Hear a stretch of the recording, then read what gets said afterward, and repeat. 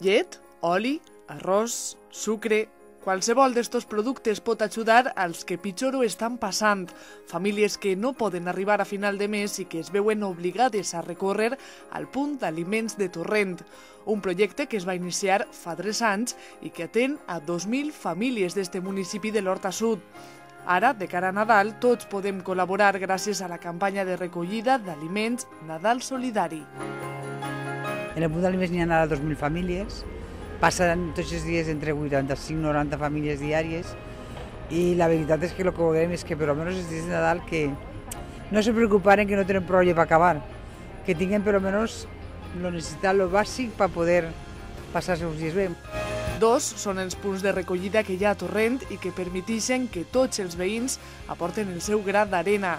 Entre setmana poden acudir al punt que hi ha a l'Ajuntament i el cap de setmana s'afegeix un punt de recollida a l'Avinguda, a l'altura del carrer Genaro Palau. He ficat així uno i un altre allà en Genaro Palau, en un altre quiosco com este, i ahí van els dissabtes i diumenges. Tota pedra fa paret, 1 quilo d'arròs, 1 quilo de lentejes, una botella de llet, una botella d'oli, perquè estem repartint 600 litres de llet diaris.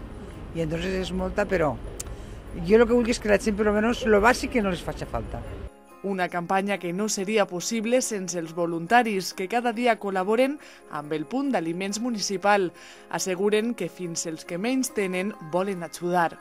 Viene toda clase de gente, mayores y menores, incluso señores que están tal vez necesitando ellos mismos, se desprenden un poquito de lo que tienen y lo vienen trayendo, cosa que se valora también todavía mucho más. Pues y aquí estamos siempre de 10 a 1 en la mañana y de 5 a 8 en la tarde, esperando a todas esas personas de buen corazón que quieran seguir solidarizándose con los que más necesitados están, pues lo que quieran traer.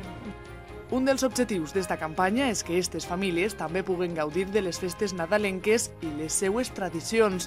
És per això que fins al punt d'aliments comencen a arribar productes propis d'estes festes.